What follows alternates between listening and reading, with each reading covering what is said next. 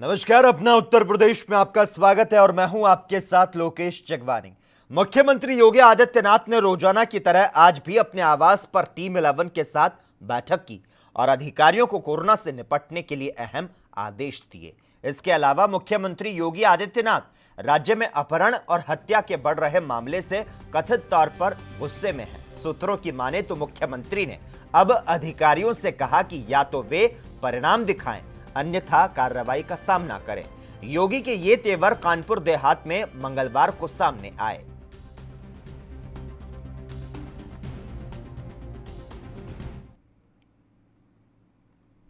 Rafale विमान को लेकर नोएडा में भारतीय रक्षा विशेषज्ञ एसपी सिन्हा ने कहा कि यह सुपर है, इसका कोई तोड़ नहीं और ये भारतीय वायुसेना और देश के लिए गर्व की बात है। Rafale fighter jet Indian air force के इन्वेंट्री में आ गया है। ये एक ऐतिहासिक क्षण है। ये गर्व का समय है पूरे इंडियन एयरफोर्स के लिए, पूरा आर्म्ड फोर्सेस के लिए और पूरे देश के लिए। और इसकी शाबाशी केंद्रीय सरकार को जानी चाहिए, प्रधानमंत्री जी को जाना चाहिए, जो कि 1.5 साल के अंदर इन्होंने इस डील को अचीव कर लिया। अब समझने की ज़रूरत है कि क्यों ये गेम चेंजर होगा। Rafale fighter jet best fighter jet है वर्ल्ड में, विश्व में। ये इंडियन एयरफोर्स के लिए गेम चेंजर होगा हवा में।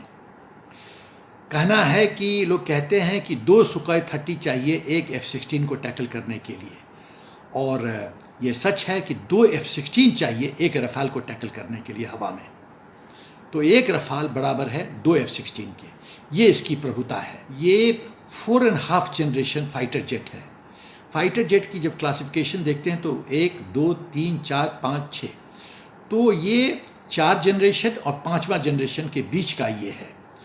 इसके पे रफाल पे लोडेड हैं MICA missile, Meteor missile, SCALP missile, Hammer missile और ब्रह्मोस भी लोड हो सकता है इस पे। तो आप समझिए कि ये जितने मिसाइल सिस्टम का मैंने नाम लिया है, ये विश्व state of the art missile system है और विश्व में अपने क्षेत्र में, अपने कैटेगरी में इनकी कोई तुलना नहीं है, इनका कोई जोड़ नहीं है, इनका कोई टक्कर नहीं दे सकता। तो आप देखिए कि best fighter jet, best missile system, best हमारे फाइटर पायलट्स, विंग कमांडर अभिनंदन ने MiG-21 के साथ F-16 को गिराया। तो ये जो घातक कॉम्बिनेशन है रफाल का, मिसाइल सिस्टम का और हमारे आउटस्टैंडिंग शौर्य प्रदर्शन करने वाले पायलट्स का, फाइटर पायलट्स का, ये चीन के लिए और पाकिस्तान के लिए बहुत बड़ा घातक साबित होगा। उनकी नींद हराम करेगा ये सच। लोनी के बीजेपी विधायक नंदकिशोर गुर्जर के बकरीद पर दिए गए बयान और कर्नाटक सरकार के क्लास 7 की खिताब से टीपू सुल्तान के चैप्टर हटाए जाने को लेकर कांग्रेस के राष्ट्रीय प्रवक्ता और राज्यसभा सांसद डॉक्टर PL पूनिया ने क्या कुछ कहा, आइए आपको सुनाते हैं। ईद, बकरीद, होली, दिवाली, दशहरा बड़े त्यौहार हैं, हिंदुस्तान के त्यौहार हैं और सभी वर्ग के लोग आपस में मिलजुल के इन सभी त्योहारों को सौहार्द तरीके से मनाते हैं। बकरीद आने वाली, उसमें भी कुछ रवायतें हैं, कुछ ट्रेडिशंस हैं, उसमें कुर्बानी दी जाती है। वो भी एक रिलीजन का हिस्सा है जो फ़र्ज में सम्मिलित किया गया है, रिलीजन में सम्मिलित किया गया है। लेकिन भारतीय जनता पार्टी के विधायक लोनी से, गाजियाबाद से, वो कहते हैं कि मैं अपने क्षेत्र में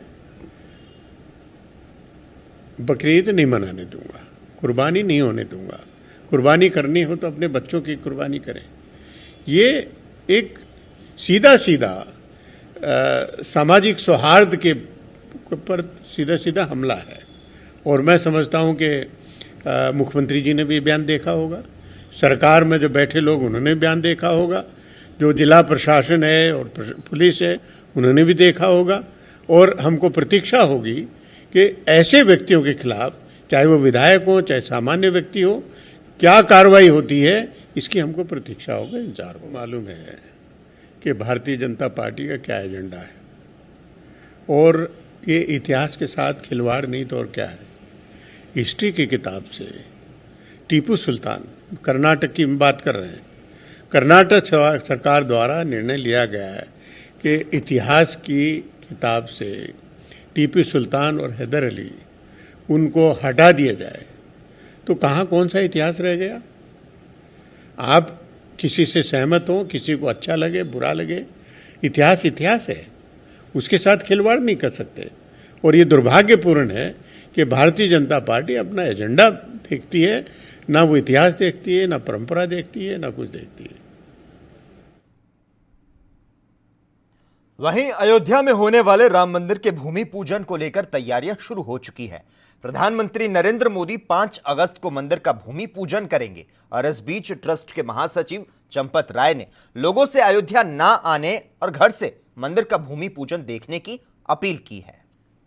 भगवान के वस्त्र क्या होंगे ये मुख्य पुजारी तय करेंगे। मैंने सुना है कि प्रत्येक ग्रह के अनुसार रंग होता है। 5 अगस्त को शायद बुधवार है और बुध ग्रह का भी कोई ना कोई एक रंग है, लेकिन मैं इन बातों में नहीं हूँ अभी। इसका अंतिम फैसला वहाँ के पुजारी सत्येंद्र दास जी महाराज। और प्रधानमंत्री का सर क्या रहेगा, हनुमानगढ़ी का दर्शन या रामलला? ये प्रधानमंत्री कार्यालय तय करेगा पहले वो कहाँ जाएंगे। ये हमारा विषय नहीं है और मैं समझता हूँ ये विषय शुद्ध प्रधानमंत्री से जुड़ा है, उनके ऑफिस से जुड़ा है और व्यवस्था से जुड़ा है। इसमें ट्रस्ट उसकी भागीदारी कभी नहीं हो सकती। ये कपोल कल्पित बात, अनेकों वर्षों में जो चीज़ होती है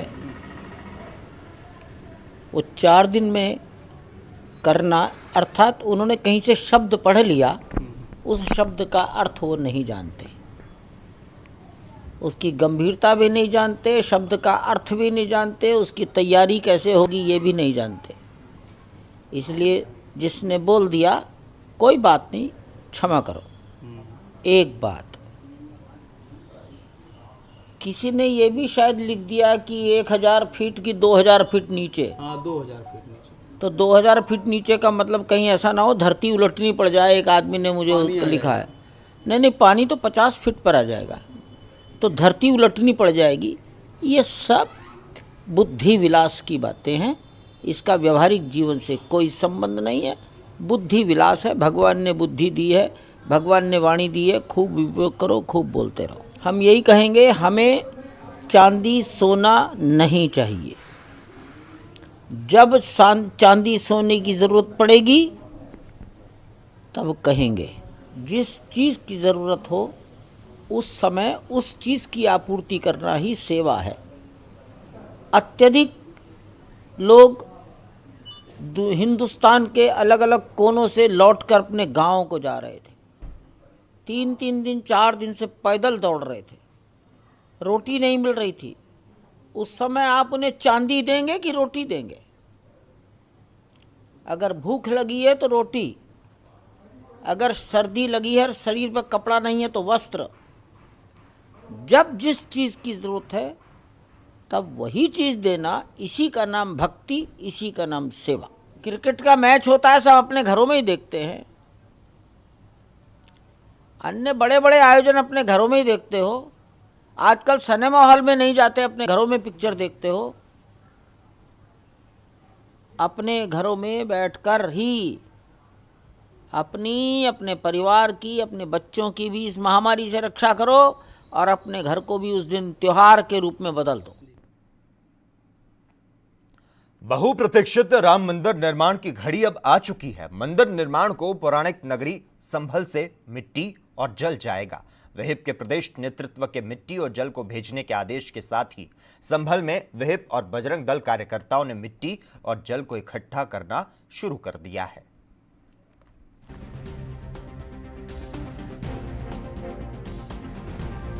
विश्व हिंदू परिषद जो अयोध्या में भगवान श्री राम जन्मभूमि पर जो मंदिर बना रहे हैं, तो 500 वर्ष के खून खराबे और निरंतर संघर्ष के बाद आज जो स्थिति आई है कि वहाँ पर भूमि पूजन होगा, तो भूमि पूजन कोई सामान्य भूमि पूजन न रह जाए, संपूर्ण विश्व में जो तीर्थ क्षेत्र हैं, जो तपस्थली हैं, जो जहाँ जहाँ हमारे भगवान के चरण पड़े, उन सब जगहों का जल, वहाँ की मिट्टी, वहाँ की वनस्पति उस भगवान श्री राम मंदिर निर्माण में लगे, उपयुक्त हो, और सभी विश्व के प्रत्येक क्षेत्र के लोगों का यह सीना चौड़ा रहे कि हमारे क्षेत्र की मिट्टी भी वहाँ पहुँची है।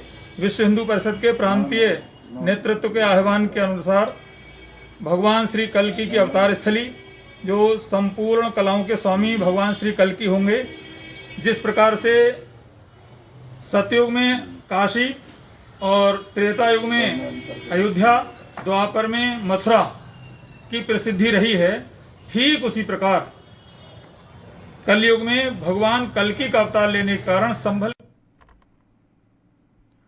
अपना उत्तर प्रदेश में खबरों का सिलसिला लगातार जारी है। यहां पर रुकते हैं एक छोटे से ब्रेक के लिए, जल्द हाजिर होते हैं।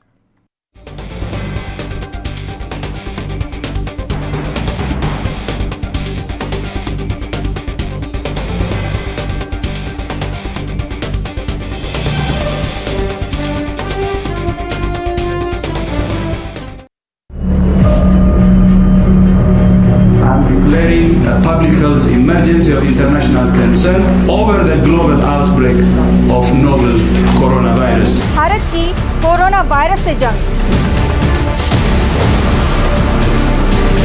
आपको चाहिए पूरी जानकारी के लिए भरोसेमंद जरिया।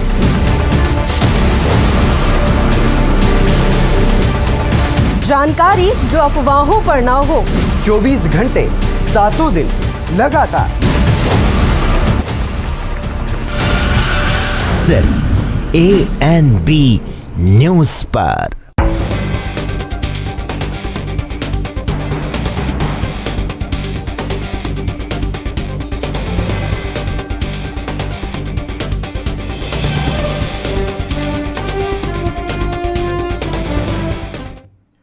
ब्रेक के बाद अपना उत्तर प्रदेश में एक बार फिर से आपका स्वागत है। अपने बयानों को लेकर चर्चा में रहने वाले लोनी विधायक नंदकिशोर गुर्जर के बकरीद को लेकर दिए गए बयान के बाद राजनीतिक हलचल मची है। विधायक की ओर से दिए गए बयान पर बीएसपी के पूर्व विधायक जाकिर अली ने उनकी गिरफ्तारी की मांग की, तो वहीं लोनी विधायक नंदकिशोर गुर्जर के अनुसार उनके फोन पर दुबई के फोन नंबर से धमकी मिली। कुछ दिनों पहले भी उन्हें पाकिस्तान से धमकी मिली थी, जिसकी शिकायत उन्होंने स्थानीय पुलिस थाने में दी। अब उन्हें एक बार फिर से धमकी मिली है।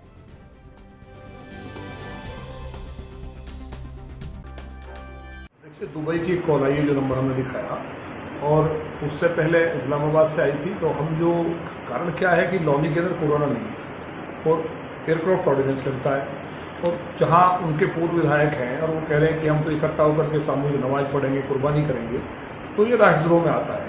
तो इन लोगों पर NSA लगनी चाहिए, और जो कुर्बानी करने वाले लोग हैं वो भी राष्ट्रद्रोह करेंगे। तो हमने कहा कि कोरोना ना फैले, हम लोग उसको टॉलरेट करते रहे, क्योंकि चलिए त्यौहार मनाया जाता है, लेकिन हमने इस बार अपील की थी और निवेदन किया था कि इस बार जो कुर्बानी ना करें, उसको इन लोगों ने राजनीति बना लिया है। पर जिंदगी रहेगी तभी तो हम पूजा पाठ करेंगे, हम मरने के बाद कौन सी पूजा पाठ करेंगे? कोरोना फैलेगा। मैं वही तो कह रहा हूँ, वो कुर्बानी के लिए अड़े, और प्रदेश सरकार की गाइडलाइन है कि लोग अपने जो रीति रिवाज है उनको घर के अंदर करें, कहीं भी हड्डी ना हो, खून ना बिखरे, सफाई से रहें। और लॉनी के लिए स्थिति अलग है, लॉनी के अंदर एयरक्राफ्ट ऑर्डिनेंस लगता है, तो लॉनी में कुर्बानी नहीं हो सकती। हर बार टॉलरेट किया जाता था, लेकिन इस बार क्योंकि कोरोना ना फैले और लॉनी को हमने बहुत मेहनत से शिद्दत के साथ सींचा है, आज कोरोना नहीं है, पूरे देश में हाहाकार है, तो ये लोग उसको चाहते हैं कि मरकज बना दे लॉनी को, तो ये उनकी साजिश सफल होने वाली नहीं है। और ऐसे लोग गिरफ्तार कर, इनको सरकार गिरफ्तार करेगी, इनको कार्रवाई होगी अगर इन्होंने कोई ऐसा कानूनी कदम उठाया। आखिरी और महत्वपूर्ण सवाल है कि यदि कोरोना काल में कुर्बानी की जाती है, खुले में की जाती है, तब किस तरह का स्टेप आपका होगा, क्या कदम? स्टेप सरकार है, पता चल जाएगा कैसे कुर्बानी होती है। हमारा संदेश दे देना, कुर्बानी करने वालों को पता चल जाएगा 7 पीढ़ियों को कुर्बानी कैसे की जाती है।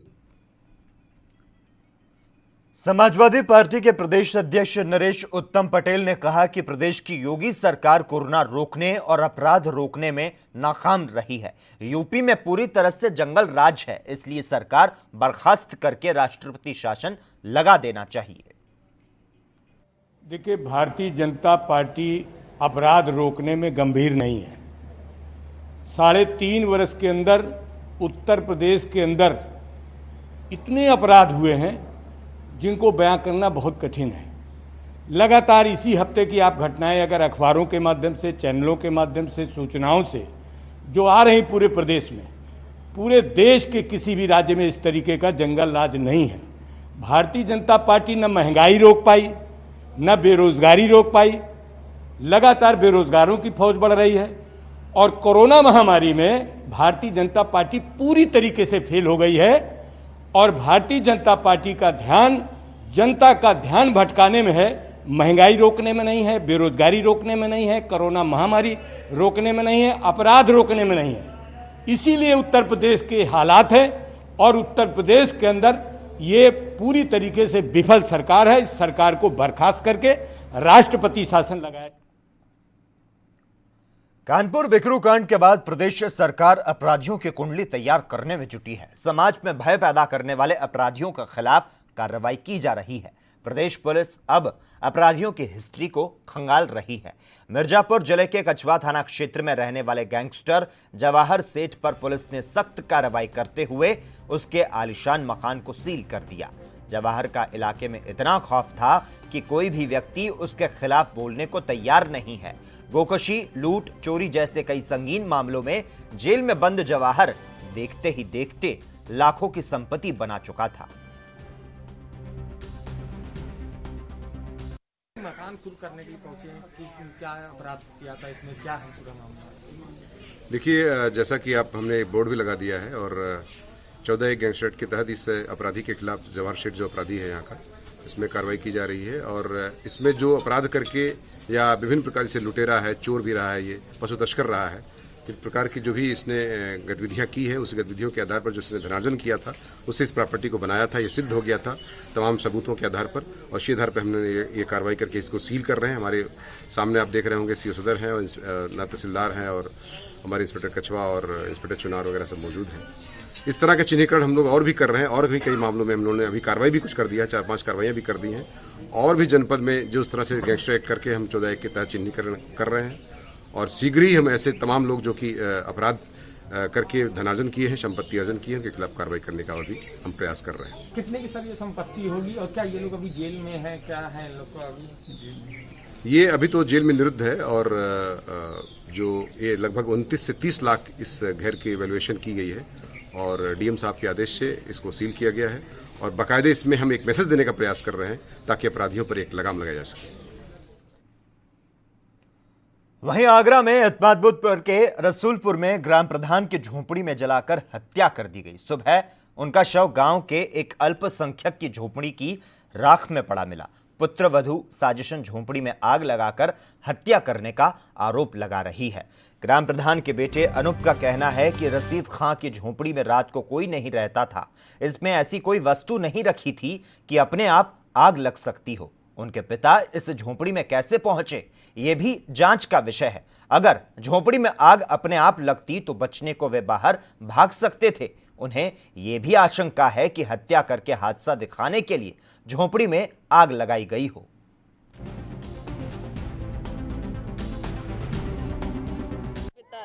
प्रधान थे यहाँ से? कौन से गांव प्रधान थे वो? रसूलपुर के। आप बताइए क्या हुआ था कल, कौन कौन आया था आपके यहाँ? कल दोपहर में 2 लोग आए थे, जाटवन के प्रमोद और एक वो महावीर का भाई छोटा वाला, उसका पता नहीं, यही के गांव के रहने वाले वो भी। फिर क्या हुआ, कितने बजे आए थे वो? 12-1 के बीच में दारू पी ली उनने, फिर वो वहीं सो गए। पापा शाम को 4 बजे नहा के निकल गए, फिर नहीं आए घर में, वापस नहीं आए। तो अभी कहाँ मिले हैं पता है आपको?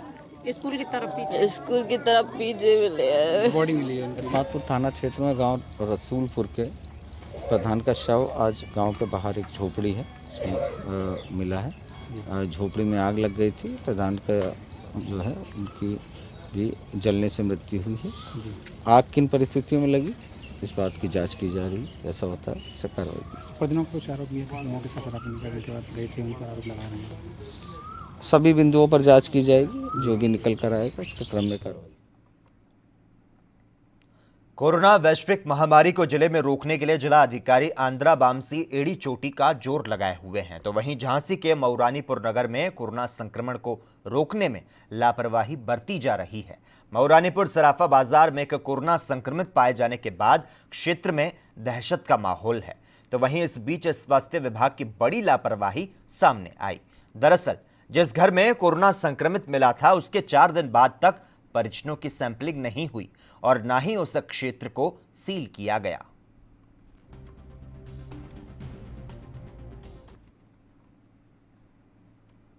उधर गौतम बुद्ध नगर की दादरी कोतवाली एरिया की कोट पुलिस चौकी का लिंटर भराभर गिर गया। मौके पर चौकी की आधी छत जमीन पर आकर गिरी, जिसके बाद मौके पर मौजूद पुलिस कर्मियों ने मुश्किल से अपनी जान को बचाया। घटना में कोई हताहत नहीं हुआ है। जानकारी के मुताबिक देर रात अचानक से लिंटर टूटकर गिरने लगा। देखते ही देखते चौकी की आधी छत टूटकर नीचे गिर गई, जिसे देखकर चौकी में मौजूद पुलिस कर्मियों में आनन फानन में भगदड़ मच गई। आपको बता दें 19 जुलाई को आई मूसलाधार बारिश के बाद कोट चौकी में लबालब पानी भर गया और इसी बीच चौकी में तैनात पुलिसकर्मी बाल्टियां भरकर पानी को बाहर निकलते हुए नजर आए थे।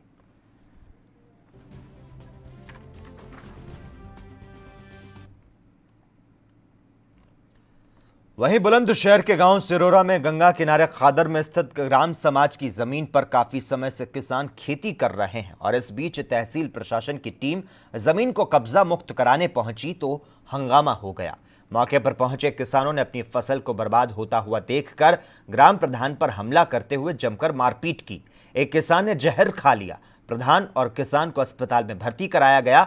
उधर तहसील प्रशासन की टीम ने कुछ जमीन पर कब्जा ले लिया है, तो वहीं एसडीएम पदम कुमार सिंह ने बताया कि सरकारी जमीन को हर हाल में कब्जा मुक्त कराया जाएगा। प्रशासन पर दबाव बनाने को कब्जाधारी लामबंद हो रहे हैं। जहर खाने वाला भी अवैध कब्जा धारक है। हालांकि अब किसान की हालत में सुधार है।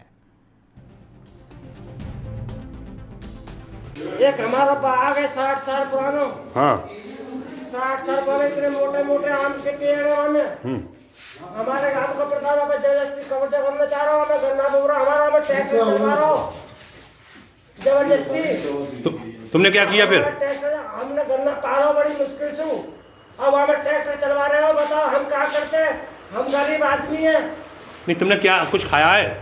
अब हमने गुस्से में दवाई पी ली। कौन सी? हम पे आरोप लगा रहा हूँ कि हम पे चक्कू मारो है। कौन सी दवा पी है? कौन सी दवा पी आपने? क्योंकि ट्रैक्टर के सामने प्रधान और हम पे आरोप लगा रहा है क्या? वहीं सैफई मेडिकल कॉलेज के कोरोना वार्ड से गायब 65 वर्षीय वृद्ध का कोई पता नहीं चल रहा है। वृद्ध अचानक वार्ड से गायब हो गया और इस लापरवाही पर मेडिकल कॉलेज के कुलपति ने 3 कर्मचारियों को नोटिस जारी किया है। उधर गुमशुदगी दर्ज करने के बाद सैफई थाने की पुलिस अस्पताल से गायब कोरोना मरीज की तलाश में जुटी है। कोई पता न चलने पर परिवार के लोग परेशान हैं। मेडिकल कॉलेज के कुलपति ने पूरे मामले पर जांच बैठा दी है। जी मैं गया था जी, तो वहाँ से किसी को घुसने नहीं देते हैं जी। और फ़ोन आया था, इस वजह वहाँ पहुँचे तो काफ़ी पता लगाया। डॉक्टर का फ़ोन आया कि वो फरार हो गए हैं। और डॉक्टर ने ये भी बोला कि सीसीटीवी कैमरे में हमने उनको देखा है तो वो 4 नंबर गेट से निकले हैं। 4 नंबर गेट पे एक चाय वाले की ढकेल से वहाँ पता किया तो चाय वाले बोला कि हाँ कोई पतले पतले बुजुर्ग थे, वो कुरावली के लिए बोल रहे थे। तो वो काफ़ी देर समय मतलब यहाँ बैठे रहे। उसके बाद पता नहीं कहाँ गए। अच्छा, तो क्या चलने लायक नहीं थी उनके उम्र चलने लायक नहीं थी, मतलब वो बहुत शुरू से ही बहुत ही कमज़ोर है। निवल बिल्कुल बहुत ही ज़्यादा। अच्छा, नवल किशोर करते क्या थे? वो चौकीदार थे। कहाँ के चौकीदार थे? थाना कुरावली। अच्छा, आपके गांव के इलाके के बैंगन टोले के? जी जी, कुआ टोला के। अच्छा, तो चौकीदार थे? चौकीदार थे सर। अब उनका कोई पता नहीं है? कोई पता नहीं है। काफ़ी ढूंढ की और पूरा सैफई सब जगह जहाँ जहाँ बताया तहाँ ढूंढा, कहीं भी मिले नहीं। और अब पुलिस वाले भी ये कह रहे हैं कि खोजबीन खुद करो। और इसी के साथ ही अपना उत्तर प्रदेश में इतना ही, लेकिन देश और दुनिया के तमाम अहम खबरों के लिए लगातार आप जुड़े रहिए और देखते रहिए ANB न्यूज़।